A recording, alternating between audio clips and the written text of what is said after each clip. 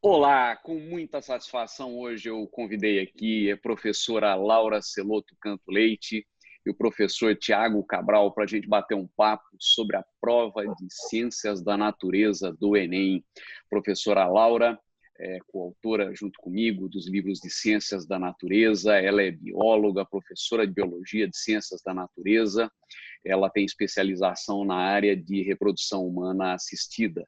Professor Tiago Cabral é licenciado em Física, tem licenciatura plena em Física, tem mestrado em projetos educacionais na área de Ciências da Natureza. Eu convidei os dois, não apenas pela formação e pelas pessoas maravilhosas que são, mas também pelo fato de serem professores que pensam fora do quadrado, fora do cubo. Eles têm outras preocupações que não apenas de transmitir o conteúdo e sabem que o ensino ele envolve muitas outras coisas, além de simplesmente saber a matéria. Bom, o que nós vamos fazer aqui hoje é o seguinte, nós vamos fazer primeiro uma análise da prova do Enem de Ciências da Natureza. Eu até vou pedir para o Tiago falar um pouquinho sobre a questão das médias, porque o problema da média de Ciências da Natureza é uma questão crucial. E nós aí vamos avançar em direção a algumas sugestões para você se preparar. E no final, nós temos uma surpresa muito importante para quem realmente está estudando, para quem realmente sabe que não é por meio de musiquinha, de bitolinha, de regra mágica, que se você está querendo regra mágica, musiquinha, bitolinha, etc., vai procurar em outro lugar, porque claro que elas não vão funcionar, mas isso aí está cheio na internet. Agora, se você realmente tem consciência da necessidade de estudar para fazer uma boa prova do Enem, fica com a gente que no fim a gente tem uma surpresa muito importante, né?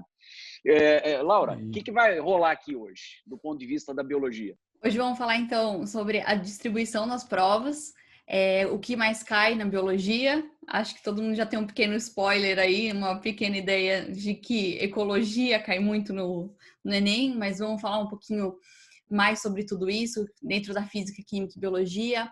Vamos falar sobre algumas das palavras que são importantes dentro do campo de ciências da natureza. E acho que o que a gente pode falar das dicas de como estudar para o Enem e como revisar nesse momento são bem importantes. Tiago, o que vai rolar aqui do ponto de vista seu da física? Que vai rolar aqui, Canto, na verdade, é uma articulação dos conceitos de física com a vida dos estudantes aí no território brasileiro. A gente vai fazer esse esforço de contextualizar as ciências da natureza com a vida do estudante brasileiro.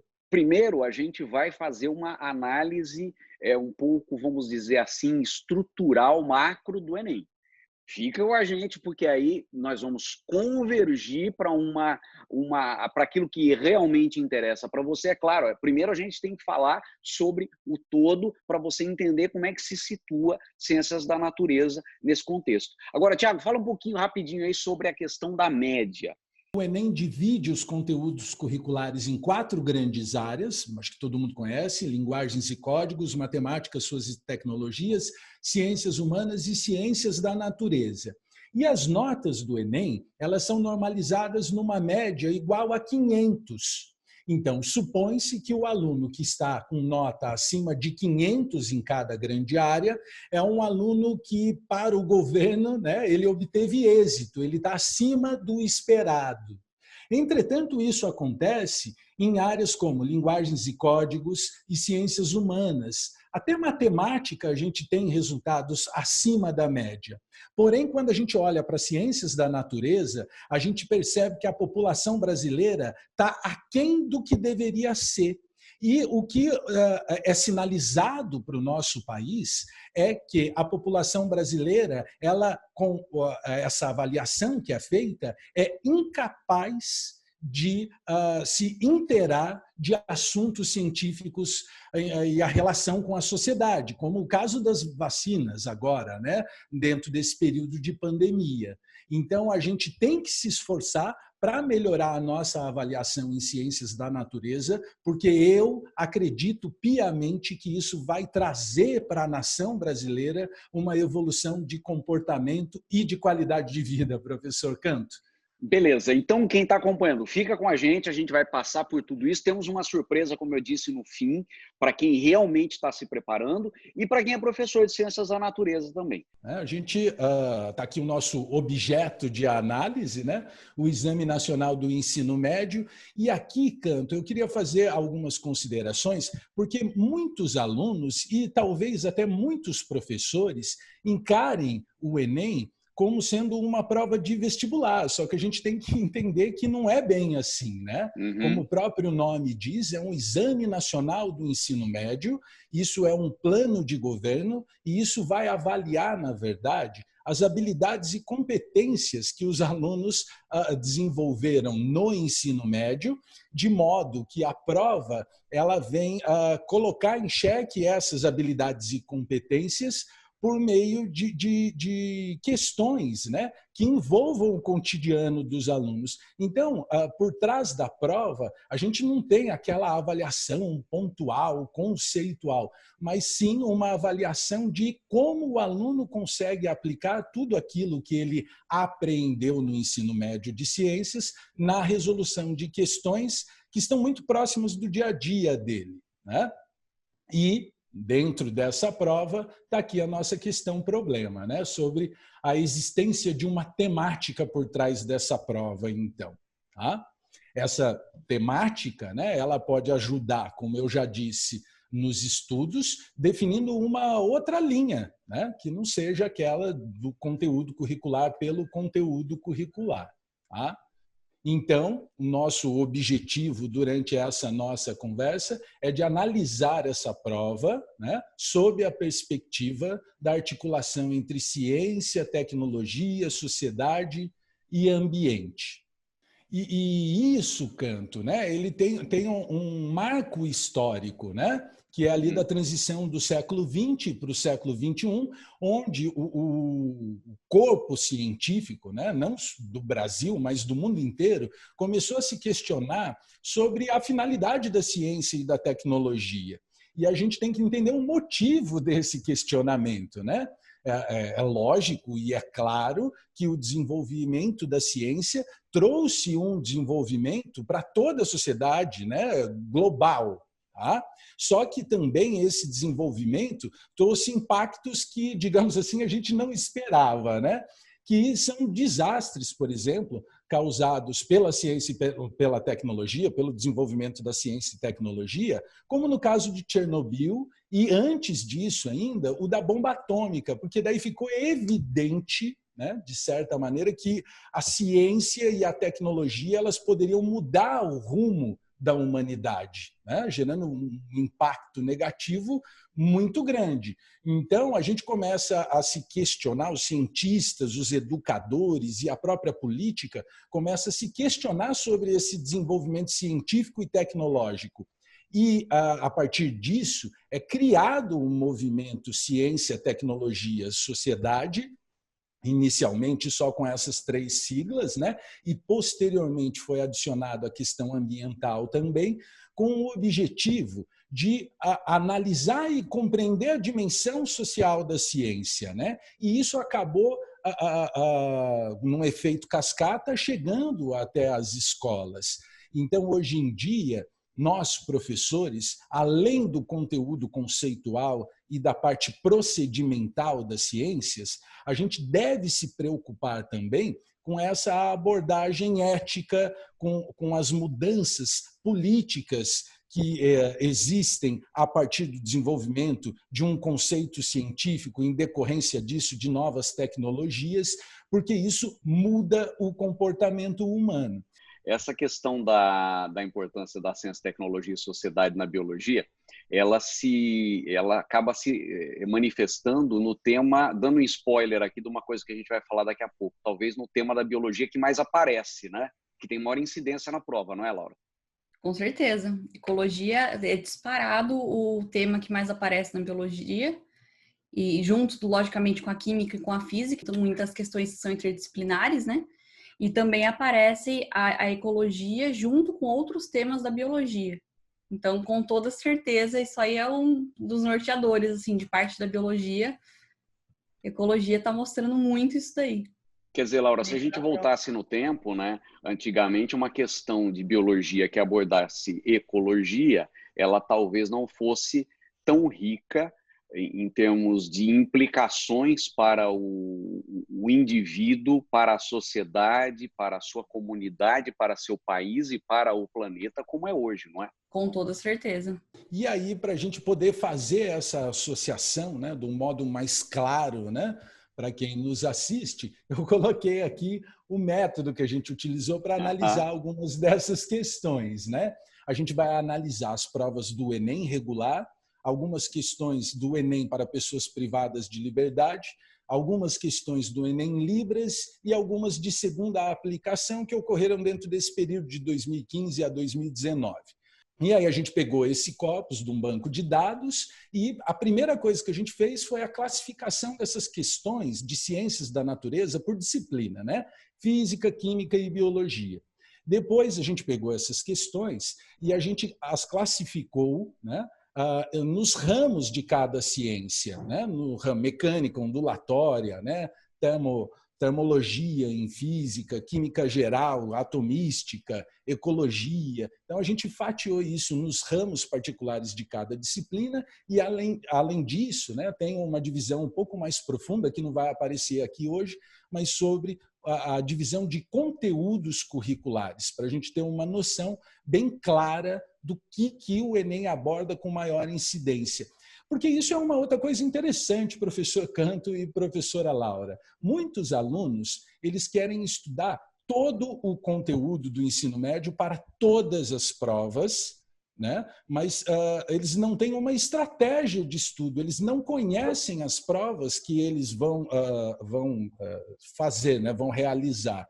Então, muitas vezes, não precisa se estudar todo o conteúdo curricular para determinadas provas. Então, quando a gente faz esse recorte estatístico, fica mais claro para o aluno aquilo que ele tem que revisar com maior eficácia. E depois que a gente faz esse recorte das questões da prova, a gente começa a fazer a associação dela com as características do movimento de ciência, tecnologia, sociedade e ambiente, utilizando, né, rubricas de aspecto histórico, social, econômico, político, ético, ambiental e cultural, que são as preocupações desse movimento, né? Que muda aí do século XX para o século XXI a preocupação com o que se deve ensinar de ciência, né? Essa questão da pandemia também é muito interessante da gente falar, que se fosse uma pandemia acontecendo algumas décadas atrás, não seria possível, por exemplo, essa grande mudança da sociedade diante do ensino, por exemplo, né? As escolas pararam, a gente está com um ensino híbrido, inicialmente ensino só à distância, né? Se fosse muito tempo atrás, simplesmente teria parado tudo. Então, ver como a tecnologia também melhorou a nossa questão de ensino, a forma como a gente vai lidar com certas situações que vão nos aparecendo, né?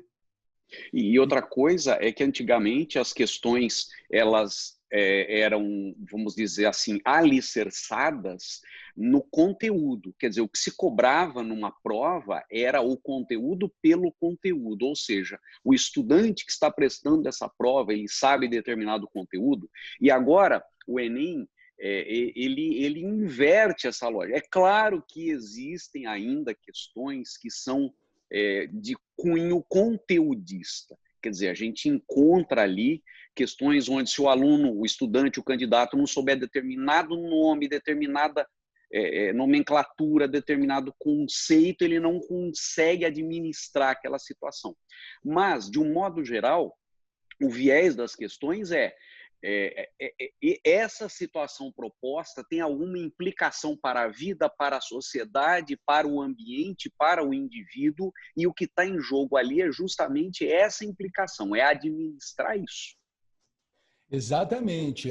O que o Enem anda fazendo, e isso fica mais evidente a partir de 2009, Canto, é o seguinte: ele vai apresentar para a gente uma estrutura de questão, onde no primeiro parágrafo a gente vai encontrar a contextualização, do problema, que é justamente essa articulação com o movimento CTSA, né? Ele vai falar alguma coisa de tecnologia associada à sociedade ou ao meio ambiente, e depois disso, se é algo muito distante, digamos assim, do conteúdo curricular, a questão ela vai continuar fazendo uma explicação sobre o possível conceito necessário para a compreensão daquele contexto e, posteriormente, ela vai fazer a problematização. Ela vai falar, ó, com tudo isso que eu te apresentei, né, sobre isso que está no seu dia a dia, existe aqui uma questão para você resolver.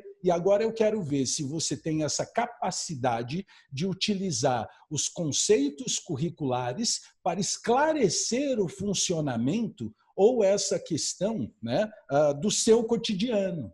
Então, deixa de ser uma prova de conteúdo pelo próprio conteúdo e passa a ser uma prova que dá importância ao conteúdo como elemento esclarecedor do nosso cotidiano, né? Então, é a ciência reveladora. E isso é muito importante no rumo que vai se dar as aulas, né? Porque eu também não posso mais ficar falando na sala de aula do conceito pelo conceito, mostrando passagens matemáticas, no nosso caso da física e da química, sem antes me preocupar com a aplicação daquele conteúdo na vida do aluno, né? Então fica aí, né, a importância extrema a essa questão da contextualização do conteúdo nas salas de aula. Nesse contexto também de mudança do Enem em 2009, para trabalhar menos com conceitos e mais com a contextualização deles, né? Também o Enem deixa de ser simplesmente uma prova para testar como está sendo o ensino brasileiro e passa a ser também uma forma de avaliação para entrada nas universidades, né? Então, tudo isso nos mostrando também como essa questão de atrelar a ciência, enfim, todo o conhecimento ao nosso cotidiano também está relacionado, logicamente, à vida profissional e tudo mais. Ao tipo de acadêmico que a gente quer, né? Ao tipo de estudante, né? O que a gente quer do comportamento do jovem brasileiro. Eu não quero que ele decore mais as coisas. Eu quero que ele consiga explicar as coisas ao redor dele. Vamos começar aqui a nossa dissecação da prova de ciências da natureza e suas tecnologias, né? A prova, todo mundo sabe que ela possui 45 questões e, hipoteticamente, a gente faz uma divisão de 15 questões por cada disciplina, 15 de biologia, 15 de química e 15 de física. Essa hipótese, ela acaba indo por terra quando a gente olha para isso aqui, né? Quando a gente olha a frequência das questões de cada disciplina na prova de ciências da natureza entre 2015 e 2019. A gente vê, né, que as questões de física, dentro daquele corpus, né, dentro dos objetos que nós estamos analisando, ela tem uma menor frequência. Já as questões de biologia e de química, elas são mais incidentes. Outra coisa que a gente pode dizer é que nesse esquema que aparece aí na tela, ele é um esquema classificatório, né? E todo esquema classificatório tem vantagens e desvantagens. Quando a gente pega uma questão e diz, olha, ela pode ser classificada como de tal compartimento do conhecimento humano, e isso é pobre. É pobre porque perde-se nessa classificação a riqueza de que uma mesma questão pode abordar as 3 componentes curriculares, física, química e biologia. Então, para quem vai prestar o Enem, esse gráfico não pode ser tomado como uma informação do tipo estude mais isso ou estude menos aquilo, mas sim preocupe-se com aquilo em termos de competências, habilidades, que é cobrado, que a gente vai discutir oportunamente. Aí, indo para um recorte, né, um pouco mais específico, a gente olha aqui, né, os ramos da biologia no Enem. Agora a gente entrou, né, dentro das questões de biologia e agora eu estou fazendo a classificação delas de acordo com uma divisão curricular. Fazendo esse recorte, né, específico, como o próprio professor Eduardo disse, a gente consegue olhar onde o Enem vai trabalhar com maior frequência, né, essas habilidades e competências relacionadas à biologia. E aí a gente vê que isso é trabalhado muito dentro dos conteúdos de ecologia.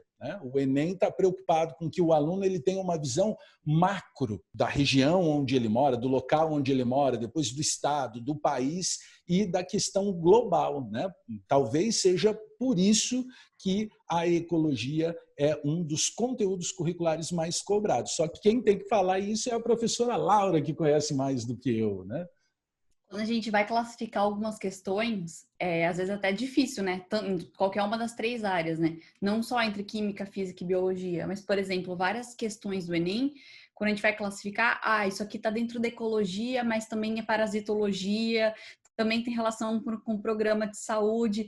Então, às vezes, você começa a classificar alguma questão e parece que ela faz parte de tudo, né? Se ela é parasitologia, ela também pode ter a ver com microbiologia, também pode ter a ver com a parte animal, a parte de evolução.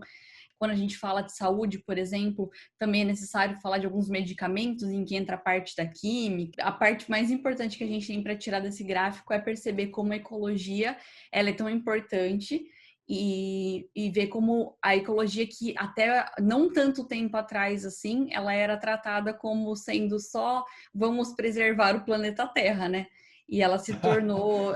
A visão com que ela é passada hoje nas escolas é muito diferente do que ela era há algum tempo atrás, como sendo realmente a questão de relação entre os seres vivos e relação entre os seres vivos com o ambiente, né? E outra coisa que eu acho que talvez fique evidente nesse gráfico é que quem vai elaborar a questão vai escolher um assunto que é meramente um pretexto para explorar uma capacidade, uma competência de relacionar com a vida diária.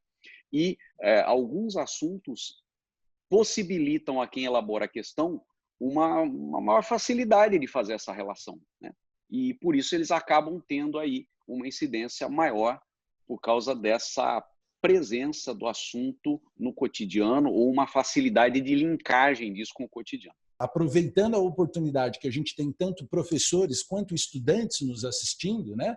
Eu faço aqui esse apelo para os colegas professores observarem isso para dar um outro fio condutor justamente nas suas aulas, porque isso torna a aula mais interessante e acredito que também torne a aula mais eficaz no que diz respeito aos resultados de aprendizagem que vão aparecer no Enem. Passando aqui da biologia para a química, a gente percebe essa distribuição, professor Canto, onde a parte de físico-química ela é muito mais evidente na prova do que as outras áreas, né?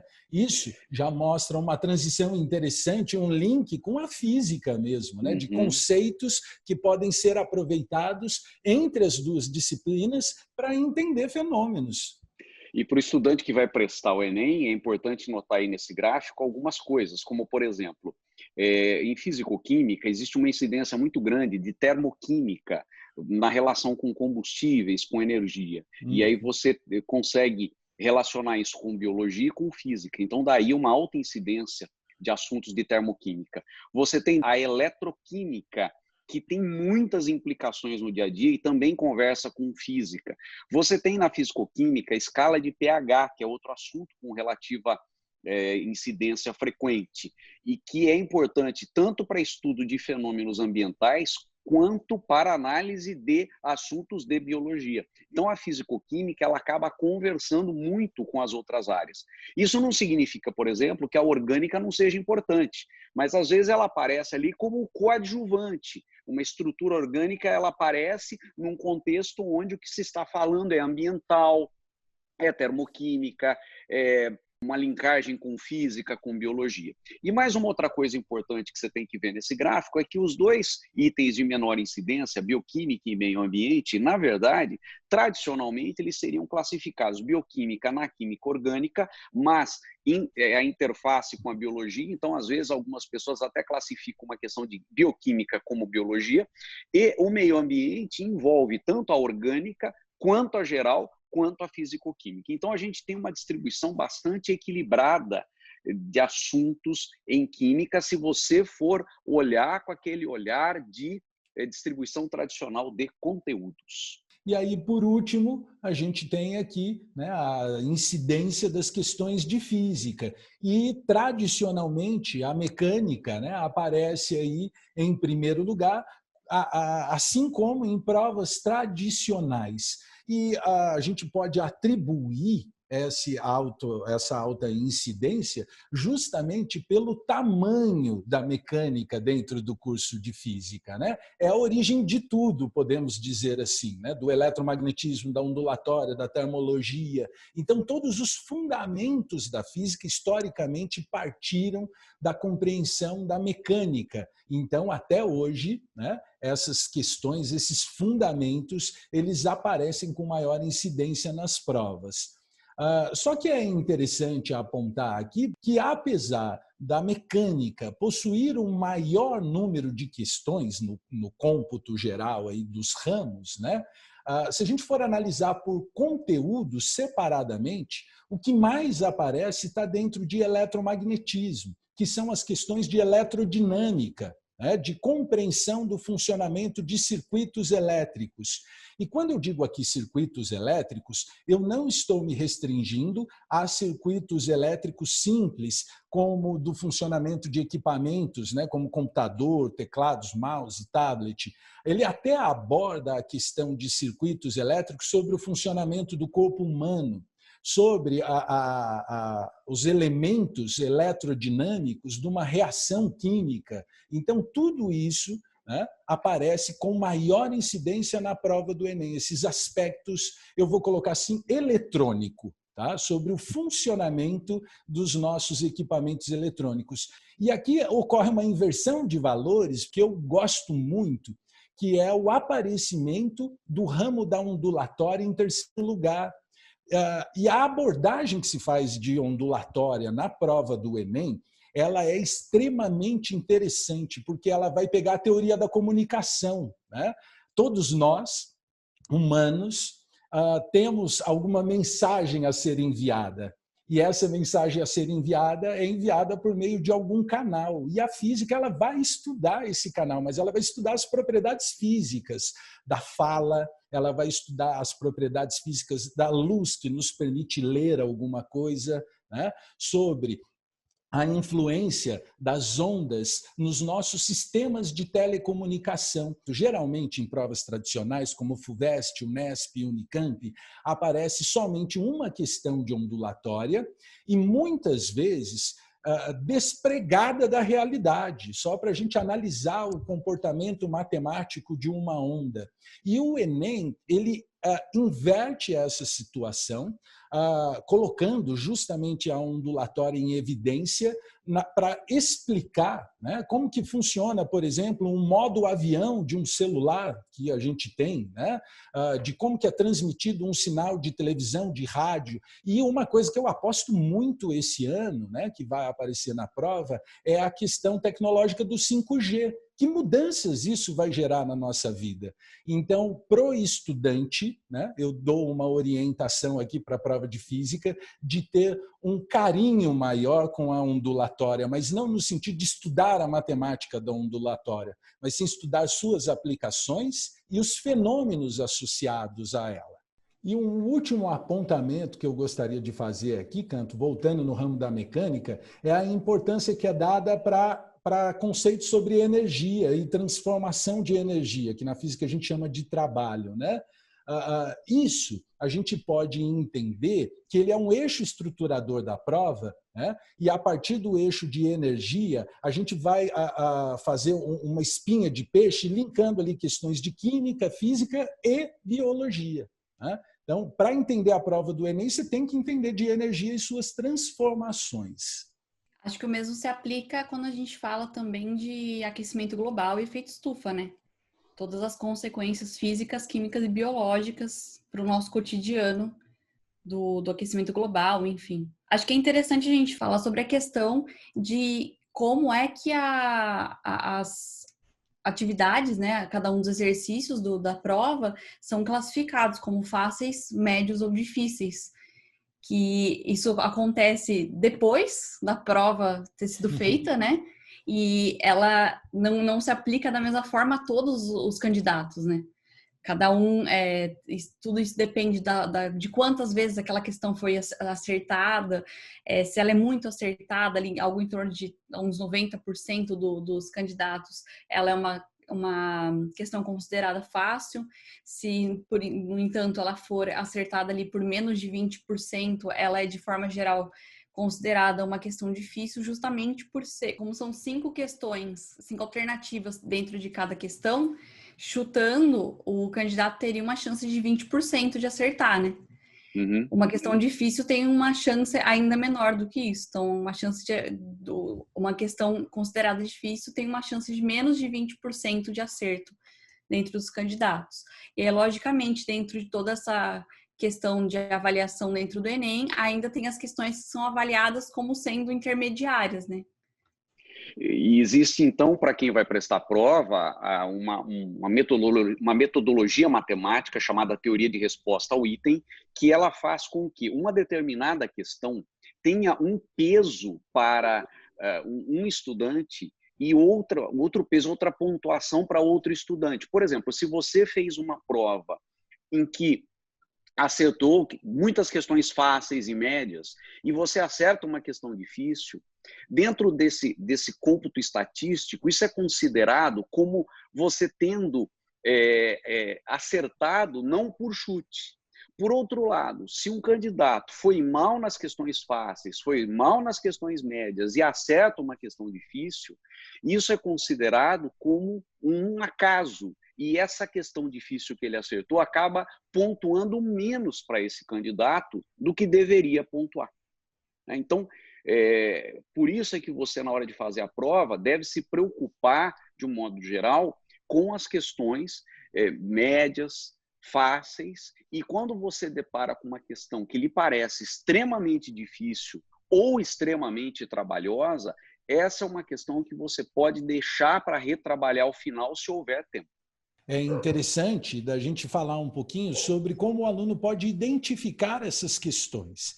E aí eu faço menção e trago para a nossa conversa a conversa que você teve com o professor Cereja, onde ele aponta a interpretação de texto dessas questões da prova de ciências da natureza.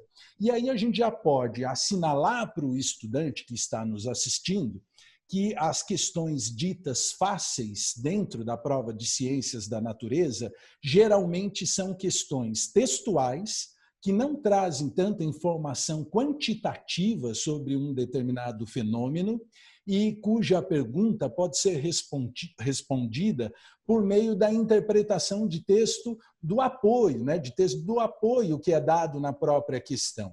E aí eu torno a dizer a importância do campo semântico que o professor William Cereja apontou na outra conversa, a importância que se tem das palavras que são utilizadas dentro do contexto científico, porque, a primeiro momento, para responder essas questões fáceis, eu tenho que ter essa fluência nesse vocabulário.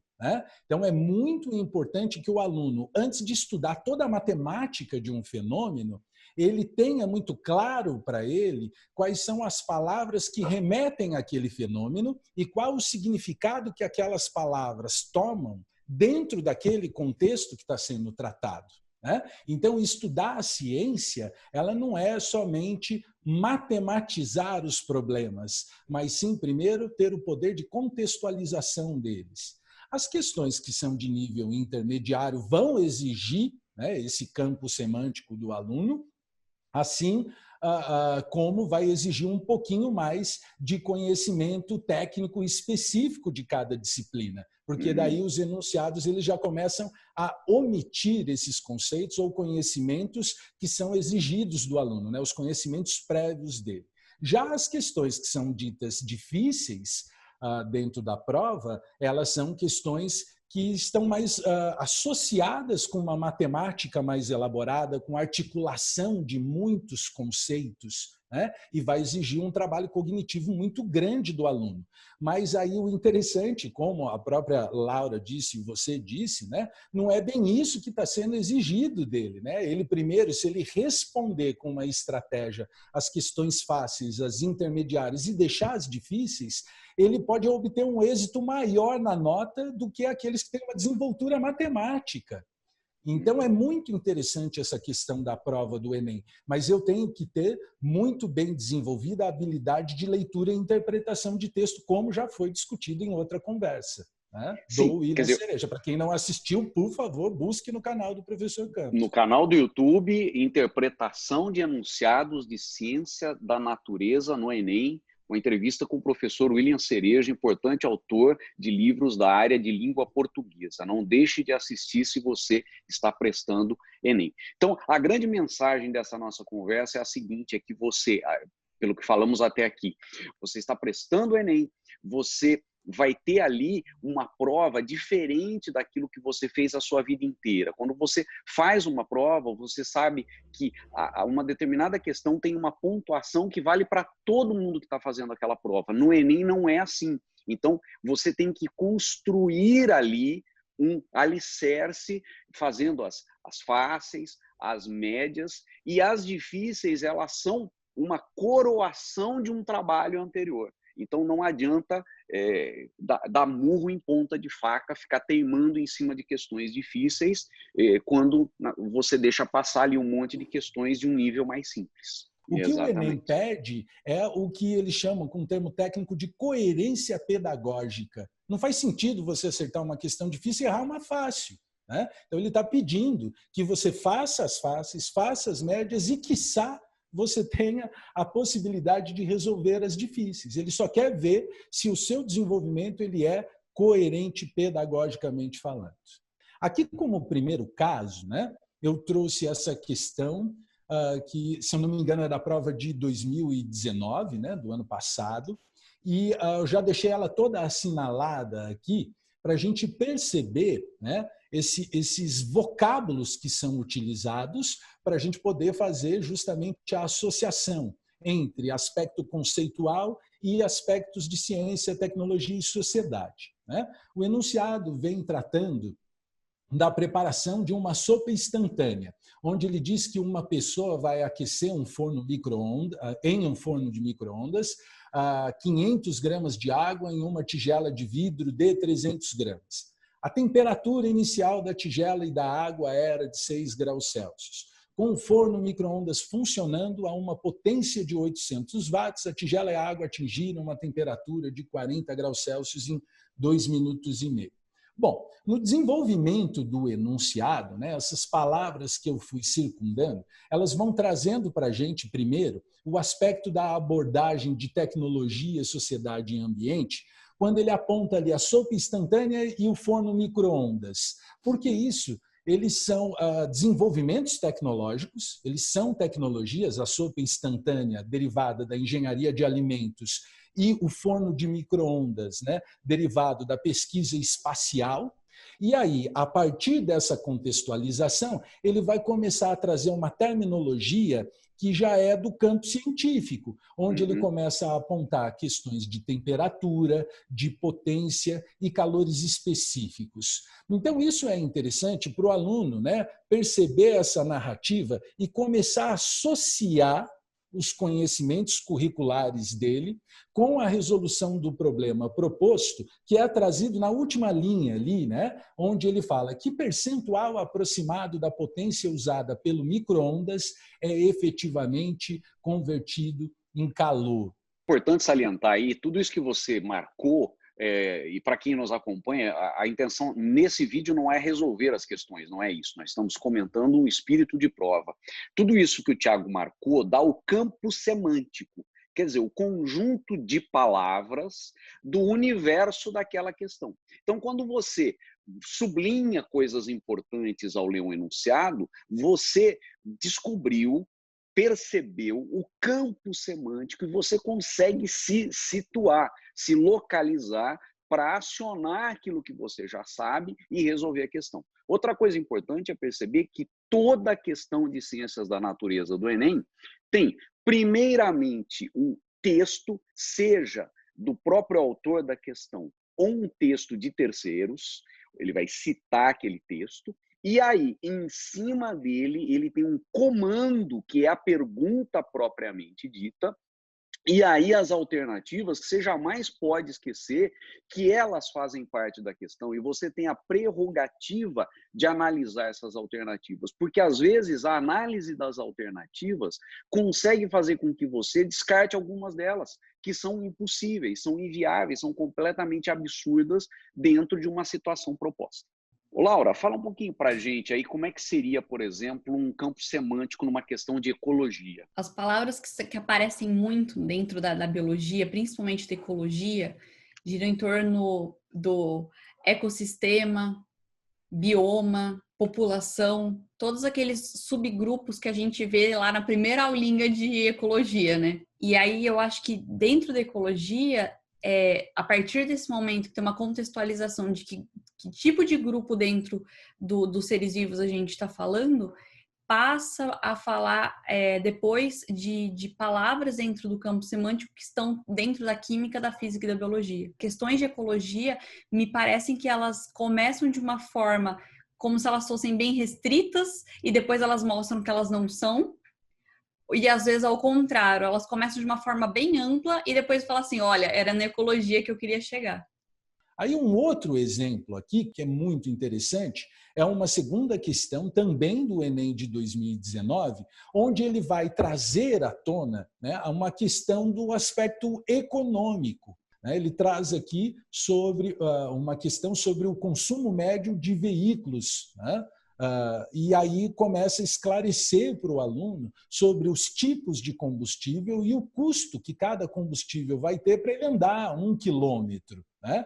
Essa questão é interessante, que ele fala lá, consumo médio, veículos, combustíveis, carro elétrico, ele já acena para um futuro próximo, né? Vou colocar assim, não vou nem, está por vir, já é. Na própria Fórmula 1, a gente tem uma modalidade com carros elétricos. Existem carros elétricos andando nas cidades brasileiras.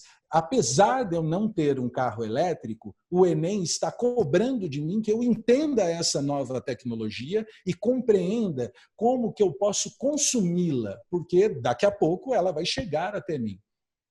Aqui ele traz o conceito de distância percorrida, energia elétrica e baterias. Então ele traz um campo semântico diversificado aqui, mas o apelo social que ele faz é justamente sobre o consumo e o custo, que aparece aqui dentro da pergunta, né? Sobre o combustível que apresenta maior custo por quilômetro rodado. E dentro do aspecto dimensional, do aspecto conceitual, né, essa é uma questão de análise dimensional. Então, a primeiro momento, o aluno vai se deparar com uma questão dessa e ele vai falar assim, nossa, mas em nenhum momento nas minhas aulas de ciência eu tive uma abordagem sobre custo médio de quilômetro rodado por combustível.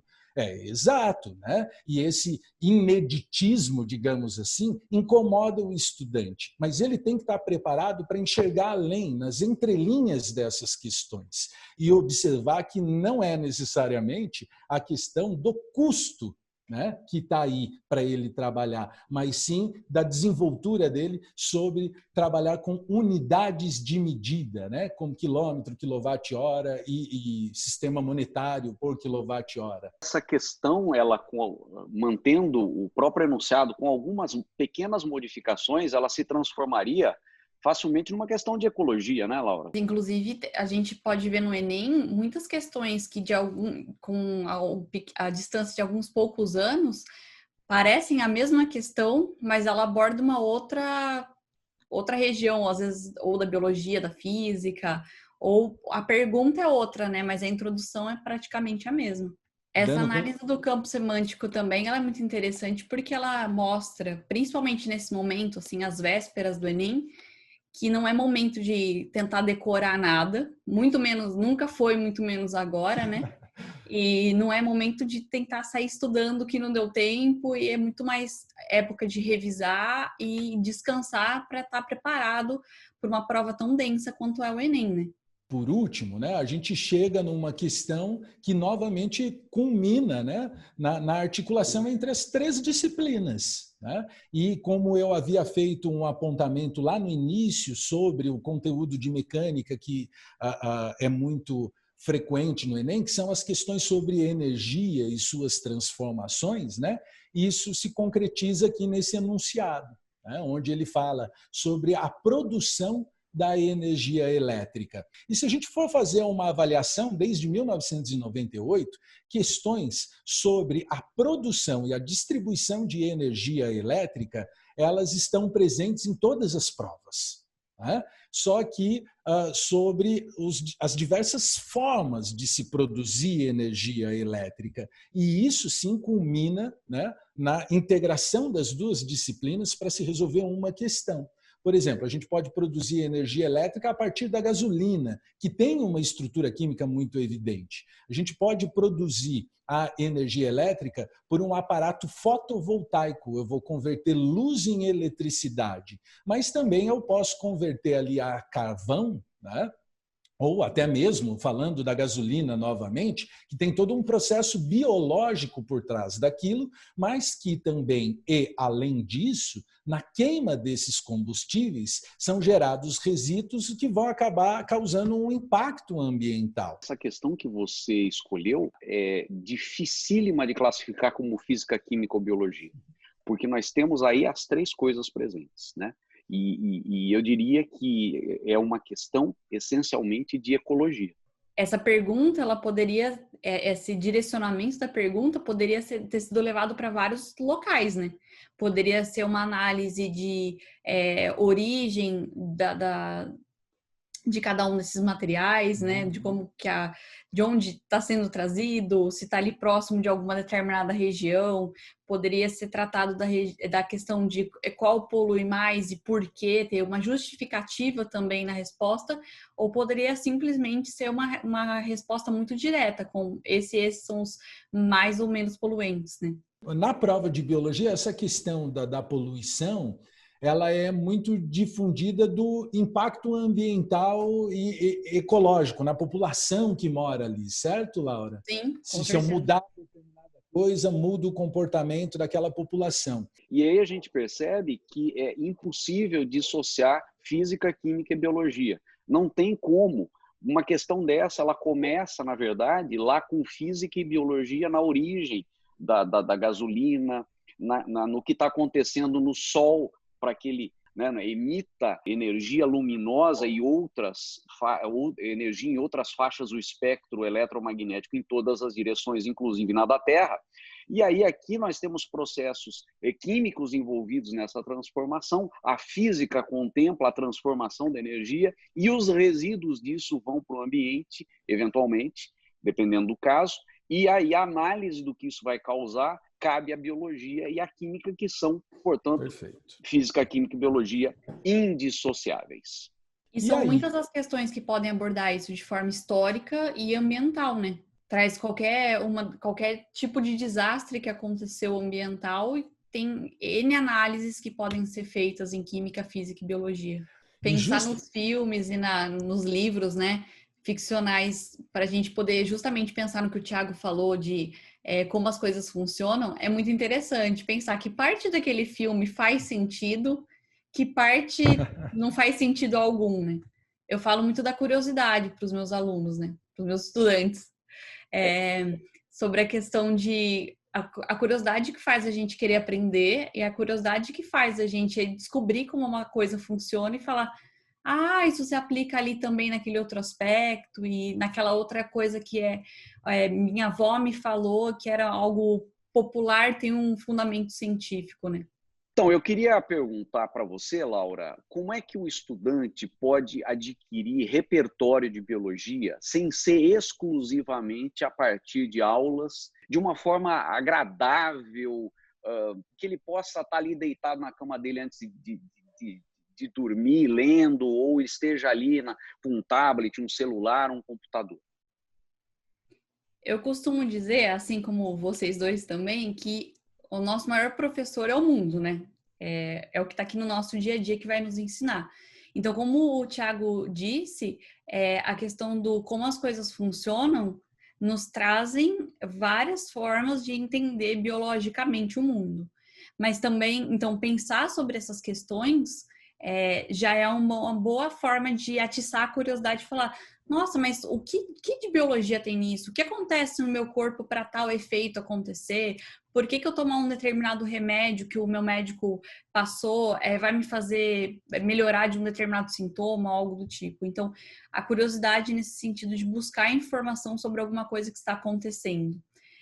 Mas diversos livros ficcionais ou não, temos muitos livros interessantes de cientistas, divulgadores científicos que podem nos trazer informação de uma forma prazerosa, né? Vários filmes ficcionais e não ficcionais podem nos trazer, quando a gente fala de vários documentários, essa ideia do o início daquele conceito, e aí você querer buscar mais essa curiosidade em cima daquilo, né?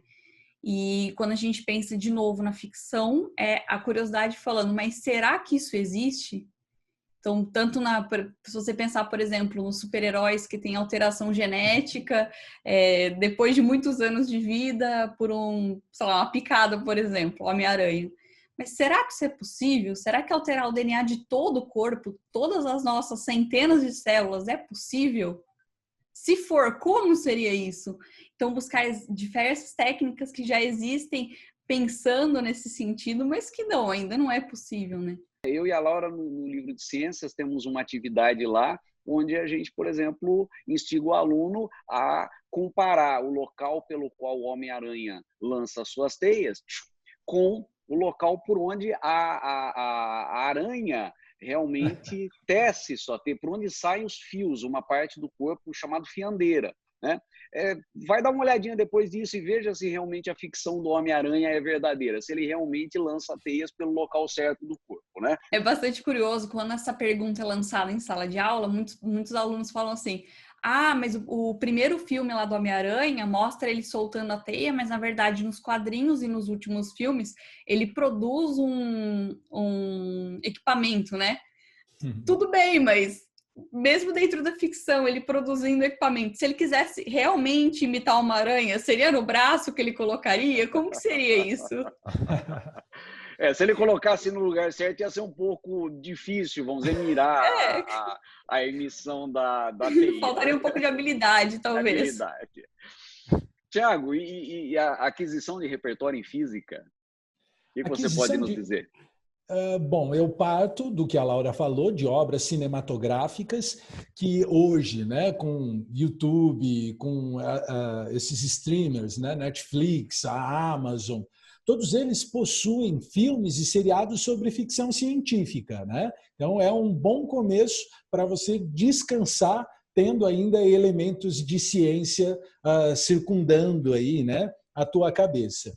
Mas uma outra coisa que eu vou trazer também lá da conversa com o Cereja é a questão das fontes que aparecem no Enem, por exemplo. Porque daí a gente tem revistas de divulgação científica que são extremamente interessantes para o público jovem, para o público infantil até, como, por exemplo, a revista Ciência Hoje, que recorrentemente, né, aparece como referência de textos no Enem. Né? É uma revista muito agradável de se ler. E, junto a ela, a gente tem outras publicações do mesmo cunho, né, científico, de um nível um pouco mais aprofundado, a gente tem a Scientific American, e tudo isso que eu estou falando, né, pode ser obtido em sebo ou pode ser obtido pela própria internet. E vários canais hoje em dia, podcasts, canais do YouTube sobre ciência, como o seu próprio canal, né? Está aí recheado de explicações de como as coisas funcionam. Tudo isso são belos meios de se aprender ciência de uma outra forma. Né? Uma outra dica interessante também é visitar sites de instituições científicas. Por exemplo, para quem não conhece o site do CERN, né, que é o maior acelerador de partícula do mundo, lá é recheado de informações para estudantes sobre a estrutura da matéria. sobre a produção de energia, visitar o site de Itaipu ou da usina de Angra dos Reis, da usina nuclear de Angra dos Reis.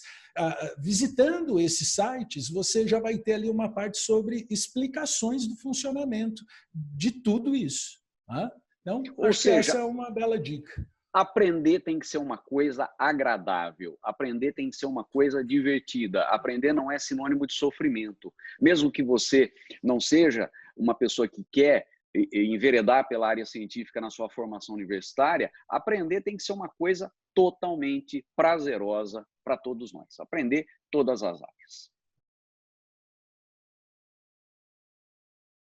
Eu queria aproveitar e falar aqui sobre um curso que nós três vamos veicular na internet e que vai ser gratuito para as 300 primeiras pessoas que entrarem. Aí alguém vai perguntar, mas por que gratuito apenas para 300 pessoas? Porque existe uma necessidade de uma estrutura, de uma plataforma que funcione. Eu tenho uma plataforma de ensino e ela tem hoje uma capacidade ociosa, daqueles cursos que não estão em andamento, de 300 acessos, e por isso a gente tem condição de colocar esses acessos gratuitos. Então, o que a gente pede? Se você quer fazer esse curso, você pode fazer isso de forma gratuita. A gente só queria colocar duas, vamos dizer assim, condições. Primeiro, a quem ele se destina? Ele se destina a quem está estudando, a quem durante o ano todo trabalhou. Não importa que você ache que tem dificuldades, que não atingiu o nível que você gostaria de ter atingido. O que importa é que você batalhou. E pensando em quem não está atrás de musiquinha, bitolinha, regras mágicas, porque isso está cheio na internet, você vai encontrar em outros lugares, claro que não funcionam, mas não é aqui que você vai encontrar. Aqui a gente está fazendo um curso voltado para quem realmente se preocupa em entender, em compreender e usar o seu potencial para crescer, para fazer o Enem, para fazer, inclusive, outros vestibulares e obter o seu resultado. Então, o primeiro favor que a gente pede é esse, que só entre quem realmente tem interesse por aprender.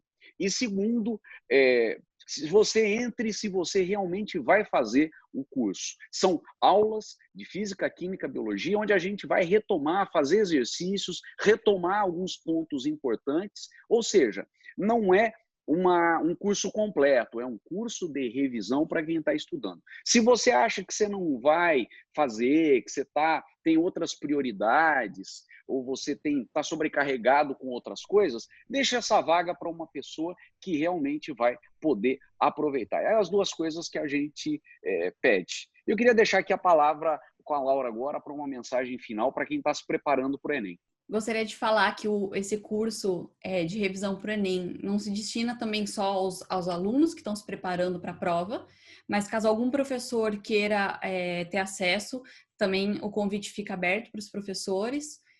Tem muita informação que eu acho que é legal para a gente conversar entre colegas, né, de profissão.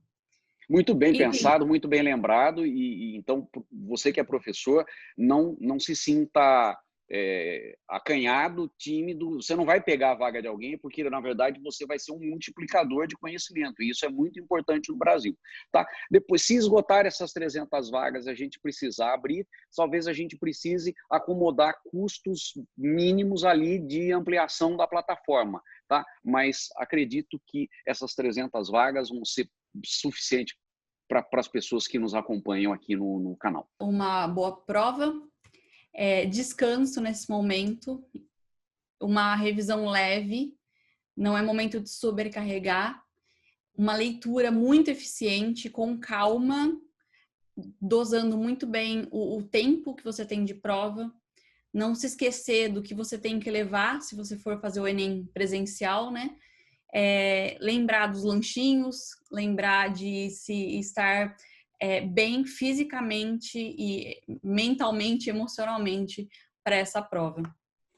Eu gostaria de concluir com os estudantes que essa análise das questões que a gente fez, ela culmina, né, de que eu não posso afirmar que exista um tema específico no Enem, mas que, né, estudar para o Enem sobre como as coisas funcionam é uma bela orientação de estudos, certo? Pegar a temática de outras provas, das tecnologias de outras provas, né? E tentar entendê-las para se preparar para a prova que está por vir, né?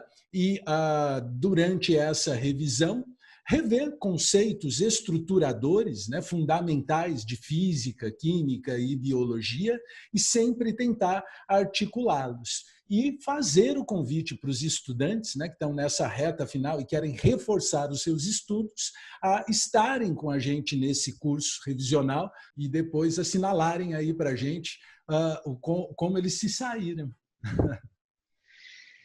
Então, para você que nos acompanhou até agora aqui no canal, muito obrigado pela sua atenção e esperamos que a todos que vão prestar Enem possamos ter aqui lançado uma contribuição importante e aguardamos todos aqueles que verdadeiramente querem estudar. Tchau e até a próxima.